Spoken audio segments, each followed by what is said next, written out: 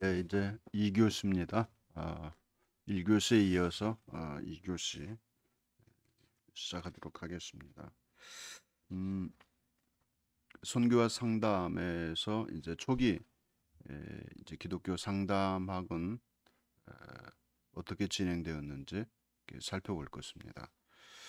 타 문화 상담에 대한 연구는 그 활발하게 초기에는 진행되지 못했습니다. 그 선교학자인 그 헤셀 그레이브 1985년도 타문화 상담을 그 선교학에 이렇게 접목한 그 책을 발간하면서 이제 관심을 갖게 됩니다. 그리고 목회 상담학자 그 어거스버거 이렇게 이런 학자가 있는데 이도 역시 86년에 출판하죠. 페스토럴 카운슬링 크로스 컬처라는 그 책을 펼치게 됩니다. 그래서 여러분이 이제 우리나라에는 그 목회 핸드북 하면 그 장로교 출판사와 두세 개 출판사에서 목회 그 원력에 맞춰서 설교 준비하는 절기별로 본문과 그 텍스트 이렇게 제공하는 쪽인데요. 음, 인스턴트에 너무 강하죠. 우리나라가. 가마솥처럼 저 스스로 이렇게 연구해서 하는 책이 좀 아쉽습니다. 에, 그 미국은 그 페스토롤 어, 그, 그 바이블 스터디라는 그런 그 책자가 그 교파별로 있습니다. 그것은 상당히 좀 수준이 있죠. 그 샘플이 여러분 그 제1강 제1강 그 추가로 제가 강의한 드린 게 있습니다. 그 목회자 또는 복음 사역자의 그 소명에 대한 인식, 그것을 성경에서 소명 의식을 가지고 목회를 할 건지, 복음을 전파하는 선교사가 될 것인지, 자기 자신에 대한 질문이 될 것입니다. 그 소명을 확인하는 것이죠. 그러한 책들이 그런 미국은 이렇게 건강하게 출판되고 있는 것을 확인할 수 있습니다. 그건 오랜 세월이죠. 근데 한국은 그 목회자의 어떤 소명 의식 인식이나 또 이렇게 영성을 위한 깊이 있는 가마솥과 같이 그 칼빈 주석처럼 이렇게 좀 생각하고 많은 것을 스스로 이렇게 양산해 낼 수 있는 그런 책들이 굉장히 아쉽죠. 저도 한국인이지만 약점이 다른 사람이 쓴 그 자료를 가지고 즉석에서 각색해서 자기 걸로 소화시키는 능력이 뛰어나죠. 물론 모방은 창조의 지름길이라 했지만 그거보다는 좀 깊이 있게 연구하고 소화된 그런 내용들을 좀 추구하는 그런 책들이 많이 필요합니다. 그래서 목회 상담학자가 쓴 다문화 상담에 대한 그런 주제들 이것도 좋은 책 중에 하나입니다. 1980년대 후반부터 보면 목회 상담이 다문화 상담 이렇게 관련된 주제들이 다루어지게 된 배경은 다문화와 관련된 다문화 이해와 다문화 복지와 관련된 많은 책들이 이때부터 쏟아져 나왔습니다.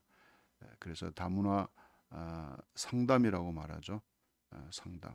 그래서 다문화 상담으로 이렇게 번역이 되어 있는데 다문화권에 대한 그런 상담이 주류를 이루었고 목회 상담학자뿐만 아니라 일반 그 심리학자들도 다문화에 대한 이해와 또 복지, 상담 이런 데 관심을 많이 가지고 출판되기 시작했던 것을 우리가 확인할 수 있습니다. 그다음 하워드 클린벨, 그다음에 하워드 스톤, 이분은 이제 크로스 컬처럴, 그러니까 그, 그 다문화에 대한 그 상담, 그리고 문화의 그 어떤 그 혼합, 융합, 또 이렇게 문화의 어떤 그 다른 문화를 가진 분들이 만남으로 이루어지는 새로운 어떤 그 문화 형성의 사회, 이런 데 많은 관심을 가지고 사례들을 이렇게 엮었던 그 책들을 볼 수 있습니다. 그 다음에 이제 기독교 상담학자 여러분이 이제 여기서부터는 아시는 분들이죠. 그레이 콜린스를 모르면 안 되죠. 그리고 타문화 상담에 대한 연구의 부재를 지적했고, 상담에서 문화의 중요성을 이제 강조했던 학자입니다. 게리 콜린스를 여러분은 이미 알고 계신 그런 학자입니다. 기독교 상담자는 이제 그럼 어떻게 해야 되느냐? 우리가 기독교 상담학자가 가져야 될 그런 어떤 생각들, 가져야 될 어떤 인식들, 의식들 이런 것들을 우리가 살펴본다면 타 문화에 대한 그 상담이 얼마나 중요한지 거기에 대한 관심이 있어야 됩니다.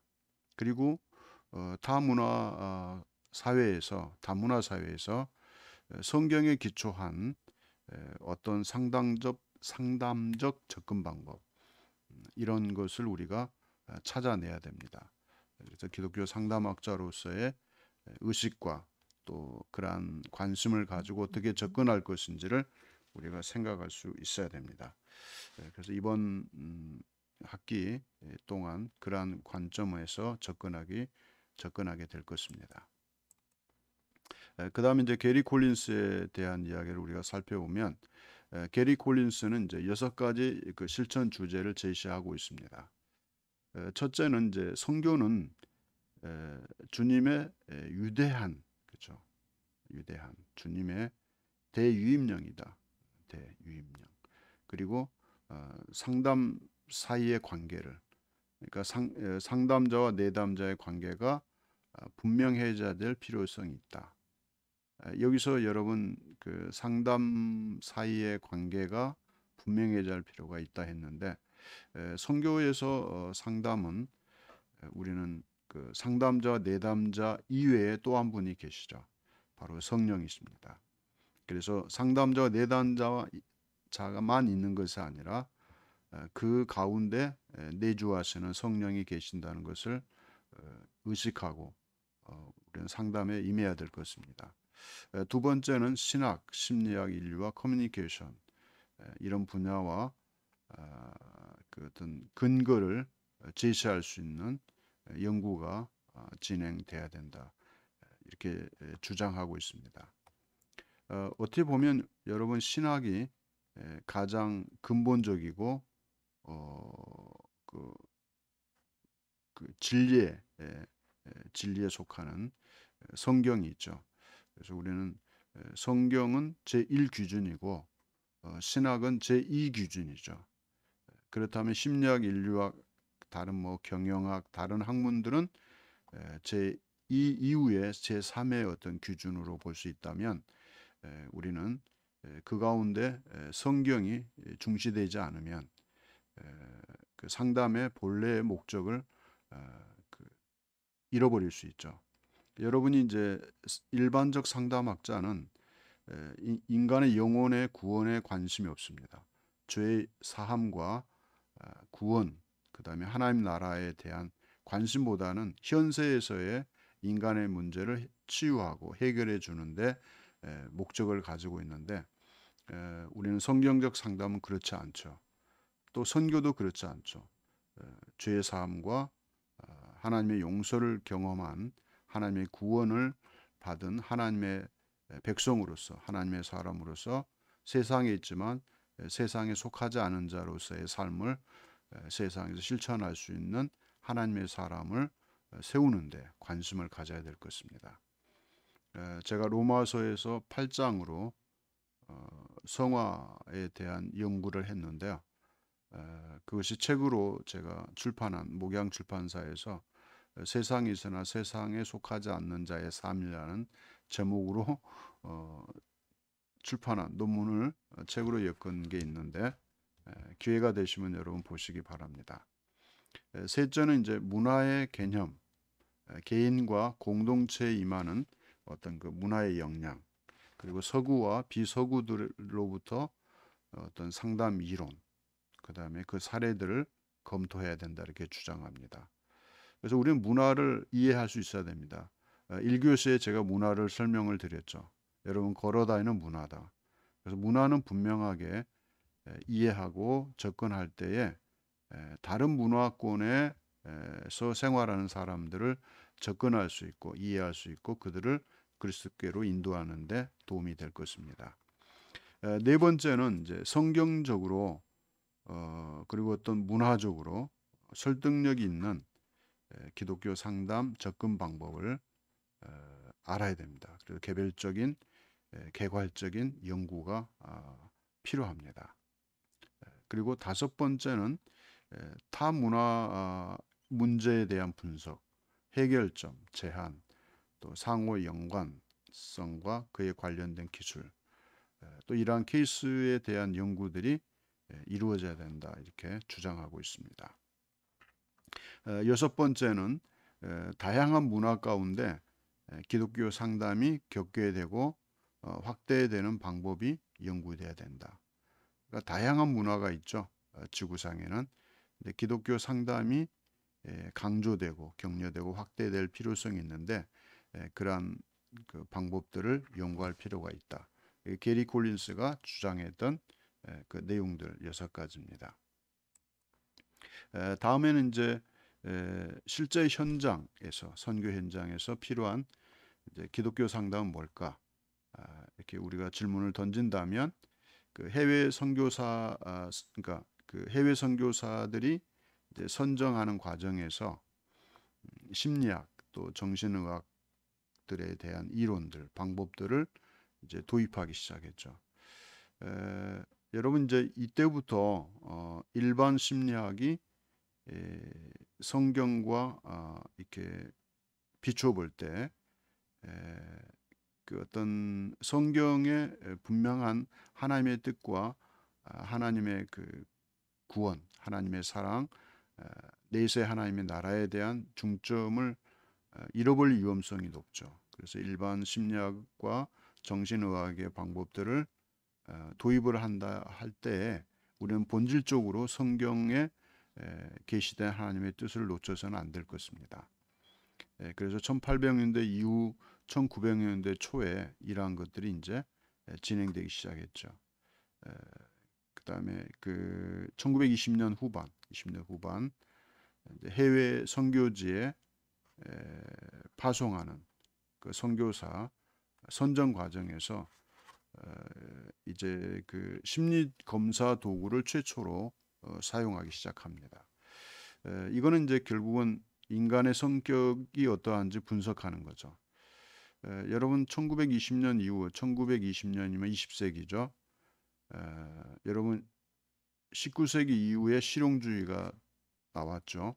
자, 최초에 그 구텐베르크가 인쇄기를 발명한 때가 언제죠? 1460년대 1차, 2차 인쇄기가 이제 더 이렇게 발전돼 가면서 최초에 출판된 책이 여러분 성경입니다. 그래서 봉건 붕괴의 시초가 되었죠. 근거가 되었죠. 그래서 성경을 읽고 종이 자유하게 되고 소상공인이 득세하게 되고 봉건이 붕괴된 것은 성경의 메시지죠. 하늘 아래 인간은 평등하다. 그래서 귀족이 붕괴되고 노예가 이제 이렇게 해방되는 그런 역사가 미국의 노예 해방이 아니라 유럽에서 이미 이루어진 것입니다. 1500년대, 1600년대 그것이 이제 미국에서 노예 해방으로 이어지는데 흑인 해방이죠. 그것은 그 영국 의회에서 최초의 민주주의 헌법이 제정되죠. 그 모세 오경에서 기초에서 의회 헌법이 제정돼서 영국의 헌법이 미국에 가서 민주주의 헌법으로 꽃이 피워진 것입니다. 이것도 처음 듣는 분 계시죠? 여러분 공부하셔야 됩니다. 최초의 민주주의 헌법은 어디서 제정됐느냐? 영국입니다. 그리고 그 헌법은 어디서 나왔느냐? 성경입니다. 모세오경. 제사법만 있는 게 아니라 거기에는 형사법도 있어요. 민법도 있어요. 배상법도 있어요. 아무튼 그 모세오경 안에 있는 여러분이 그 율법 안에 감추어진 그 많은 그 조항들을 여러분이 살펴보시면서 공부하시기 바랍니다. 그 공부는 그 여러분이 역사를 알아야 됩니다. 그러니까 성경은 그 어떤 역사적 관점에서 시대별로 하나님이 만나시고 찾으셔서 계시하신 말씀들이 기록된 그 인류의 역사도 그 성경 안에 감춰져 있죠. 세계사도 마찬가지죠. 시대별로 하나님이 간섭하시면서 함께 하셨던 내용들이 나옵니다. 제가 이 얘기를 하느냐, 우리 세상에 헌법을 제정하게 하셔서 주신 것은 뭘 성취하신 거예요? 무지개 약속을 이루신 겁니다. 무지개. 다시는 물로 심판하지 않겠다. 만약 헌법이 없으면 엉망이 되죠. 나라별로. 이제 그런 관점에서 성경에 게시된 것들이 실현된 일반 은총 가운데서도 이루어지고 있다는 것을 우리가 공감할 수 있게 됩니다. 그래서 심리검사 도구는 왜 이러한 것들이 사용되고 있느냐? 이 시대에 우리가 자주 사용되죠. 그것은 변증법, 과거에 뭐 이렇게 그 연역법, 변증법 이런 것들이 뭐 논리학 초기에는 이것이 이제 발전되었죠. 학문으로 또 사상가들이 계속해서 그 다음에 이제 그 합리주의도 나오죠. 계몽주의, 합리주의 이러한 것들. 근데 이제 근대에 들어오면서 이제 근세 또 중세 이후에 이제 들어오면서 여러분 실증주의란 말 들어보셨죠? 이 실증주의 때문에 성경을 잘못 해석하는 사람들이 많았죠. 인간의 어떤 그 과학적 증명이 안 되면 인간의 사고와 인간이 만들어내는 어떤 이론 체계에 맞지 않으면 성경을 왜곡하는 거죠. 부정하고 진리로 받지 않는 이게 이제 자유주의 신학자들의 문제가 여기에 있는 것입니다. 그 다음에 실존주의 또 있죠. 그 다음에 뭐가 있었어요? 실존은 그 실존주의 역량이 뭐냐면 그 실존, 그러니까 인간이 실존하는데 필요치 않는 학문들은 배제시키기 시작한 거예요. 인간에게도 이렇게 말해요. 인간이 사회에 필요한 존재가 되려면 자기 실존을 확인해야 된다.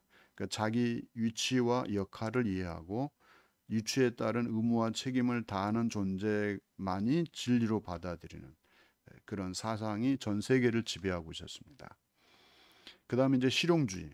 이건 이제 1900년 후반이죠. 후반. 20세기 들어오면서 뭐예요? 미국이죠. 이제 미국이 국가에 득이 되지 않는 것은 거짓말해요. 손해 볼 것 같으면 이게 이제 국가관인데요. 미국에 이 이야기는 이제 오픈 수업할 때 하겠습니다. 수업 시간은 많은 시간이 다른 데로 가기 때문에 그런데 그 이후에 그 이유가 아니죠. 계속해서 그때부터 시작된 게 이제 분석 철학이죠. 그래서 경영학에서는 수학 분석이 있죠. 경영 분석. 인간에게는요 심리 분석이 있어요. 이것이 도입되기 시작한 겁니다. 그래서 상담학자도 일반 심리적 도구, 인간의 그 성격을 분석해내는 그런 심리 도구들, 설문지를 통해서 분석하는 도구들이 아주 급속도로 쏟아져 나오기 시작한 거죠. 그래서 그러한 역량이 이제 이런 선교사들 중에 상담에 관심이 있는 분들이 이것을 사용하기 시작했다는 것입니다. 그래서 이러한 도구들이 등장할 때는 우리는 시대의 역사적 변천 과정을 함께 생각할 필요가 있습니다. 시간을 더 많이 할애할 수는 없고 이렇게 지나갑니다. 최근에는 심리 도구들이 굉장히 많죠. 그래서 잘 활용하면 우리는 그 사람들의 성격 분석하는 데는 도움이 되실 겁니다. 그다음 이제 이 심리 도구는 결국은 선교사를 선정하는데 이분은 아프리카 쪽에 가셔도 되겠다. 이분은 동유럽에 가면 안 되겠다. 서유럽에 가는 게 좋겠다. 이러한 것들을 이렇게 구분할 수 있어요. 예를 들면 이제 그 공산화된 동유럽에 선교회 하러 갔다가 문화적 충돌 때문에 상처받고 돌아오는 단기 대학생 선교사들의 이야기도 있어요. 이제 공산권에서는 볼펜이 두 개거나 화장품이 두 개죠. 하나는 로션이고 하나는 스킨인데 이제 어머니가 사준 거예요. 그 여대생이 단기 선교로 홈스테이 하면서 그 지역에 선교를 한 거예요. 어느 지역인지 모르겠어요. 하여튼 동유럽인데 갑자기 화장품이 하나가 없어졌어요.